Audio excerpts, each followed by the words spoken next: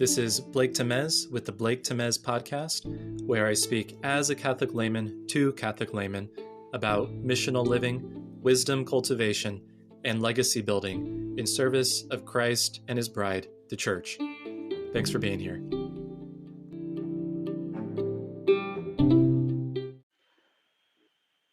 I've recently been doing some reading of a document from the United States Conference of Catholic Bishops. The document's called Co-workers in the Vineyard of the Lord, a resource for guiding the development of lay ecclesial ministry.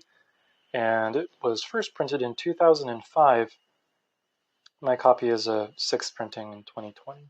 So I do want to do some follow-up to see if there's any more recently published documents in this regard. But I see it as a useful document for those of us who are ministers, mentors, or missionaries, because most of us will be most directly involved in the formation of other lay people.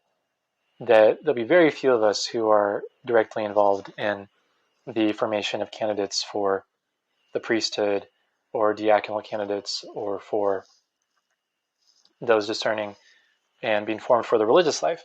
As a quick aside, you could make the argument that, of course, anyone who's in the seminary or in diaconal formation or in religious formation started out as a layperson, right? So any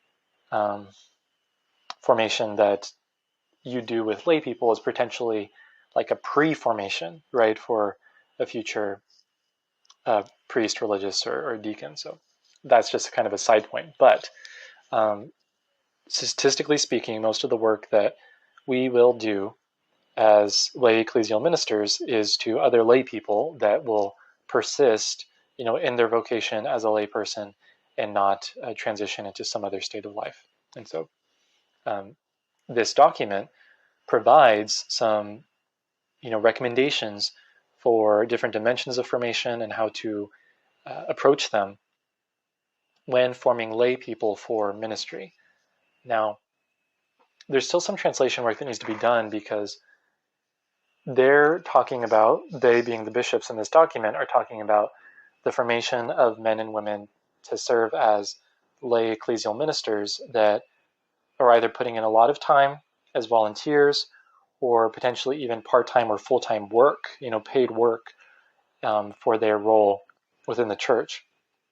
And so that's a certain kind of lay activity.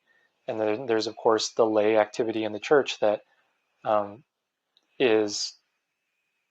those people who are more committed to a secular career, so-called, or to family life, or whatever it is. And that being not only appropriate, but in fact, considered to be the primary kind of like locus of lay activity, being like that secular realm. And so the church is continuing to develop these norms and this language around the formation of lay people.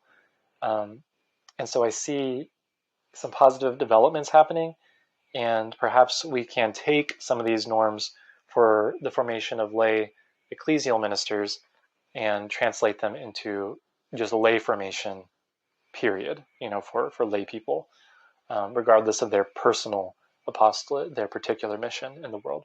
And so, this document talks about dimensions of human formation, spiritual, intellectual, and pastoral formation, of course, that being derived from the dimensions of formation for priests and for deacons, and gives them some context in seeing how they can apply to, the role proper to lay people serving in the church. And so I do encourage you to check this out.